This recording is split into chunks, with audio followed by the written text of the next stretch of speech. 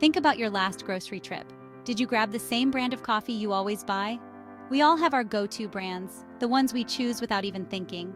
Our brains seek efficiency and familiarity. Choosing a known brand requires less mental effort. Brands use strategies to build loyalty. Let's uncover the secrets behind our brand loyalty. Our brains love routine. Every decision we make, from choosing our breakfast to picking an outfit, consumes mental energy. Our brains strive to conserve this energy whenever possible.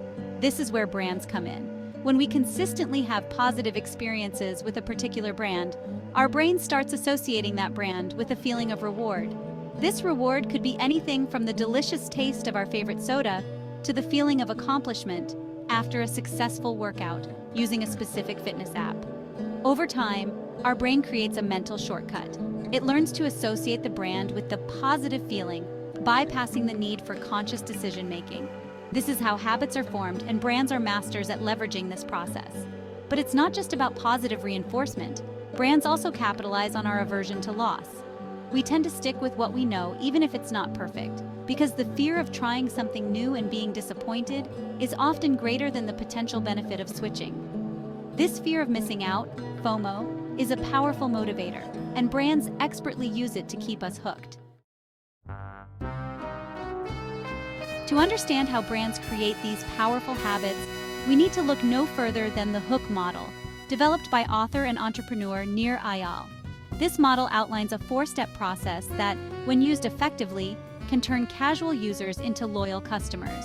The four steps are trigger, action, reward, and investment. The cycle begins with a trigger. This could be an external cue, like a catchy jingle on the radio or a tempting advertisement on social media. It could also be an internal trigger, like a feeling of boredom or loneliness that prompts us to reach for our phones and scroll through Instagram, where we're bombarded with targeted ads.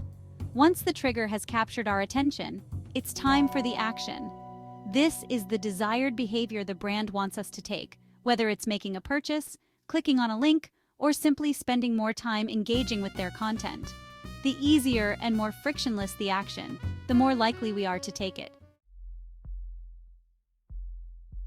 As mentioned earlier, triggers can be either external or internal. External triggers are environmental cues that prompt us to take action. These are the marketing tactics that brands use to grab our attention and direct our behavior.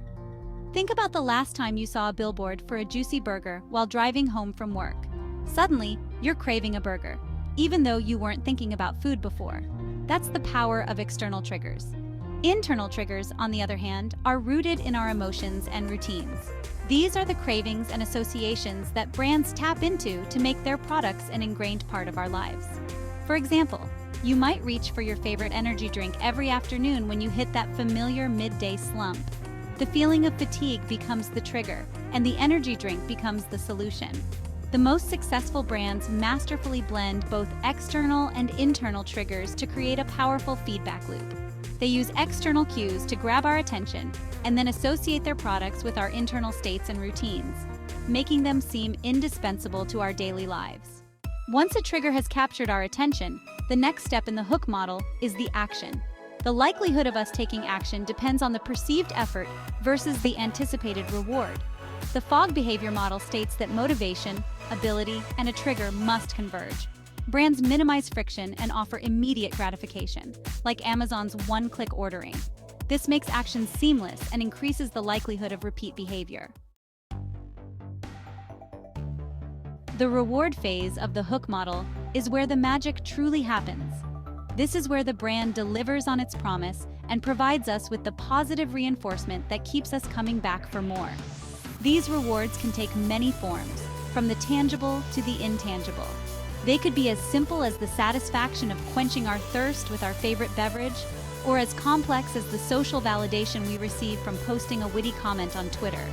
One of the most effective types of rewards is the variable reward, a concept popularized by psychologist B.F. Skinner.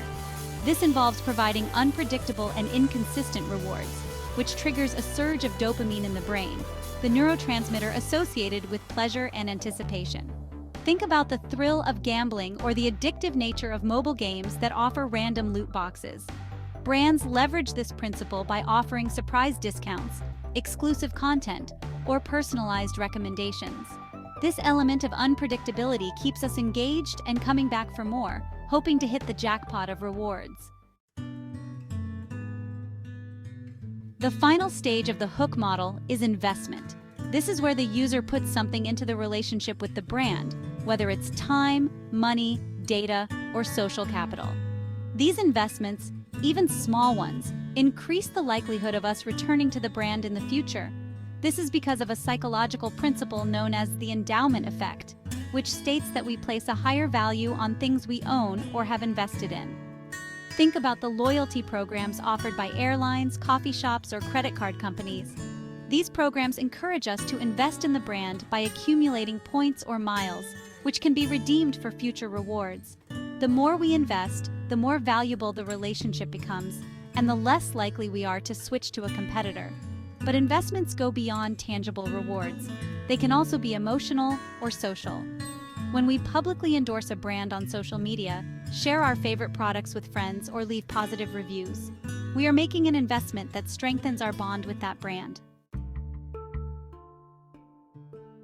While the hook model provides a powerful framework for understanding and influencing consumer behavior, it's crucial to acknowledge the ethical implications of these strategies.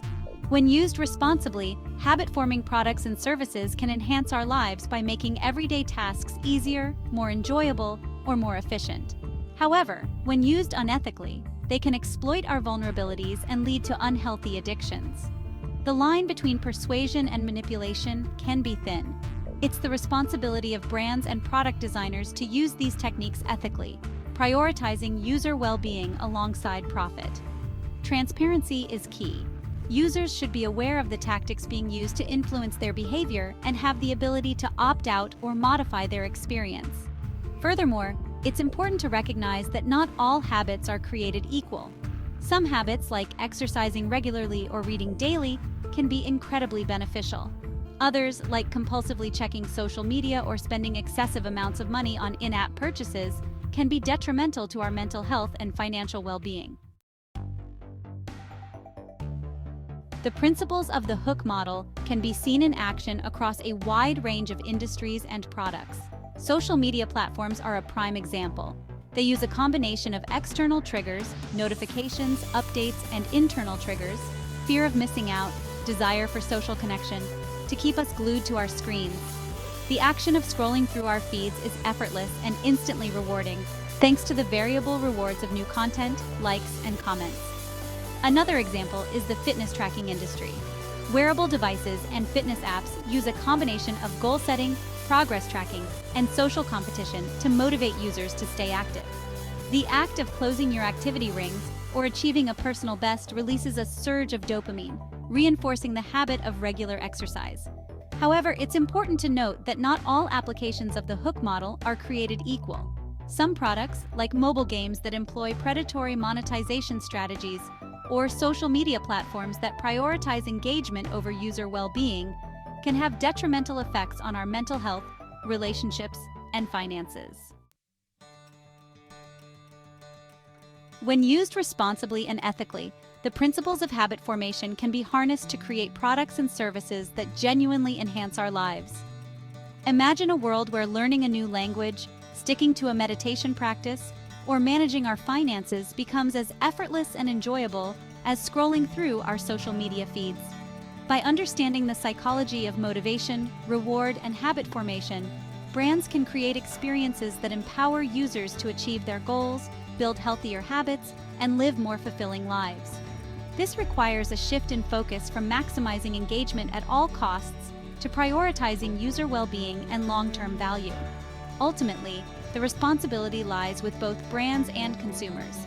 Brands need to prioritize ethical design and transparency, while consumers need to be aware of the tactics being used and make conscious choices about the products and services they allow into their lives. Now that we've explored the psychology behind brand loyalty and the strategies brands use to keep us hooked, it's your turn to share your experiences. What brands have you formed strong attachments to? What is it about these brands that keeps you coming back for more? Have you ever noticed the subtle ways brands try to influence your behavior? Have you ever felt manipulated by a product or service? Share your stories, insights, and reflections in the comments below. Let's continue the conversation and explore the fascinating world of brand loyalty together.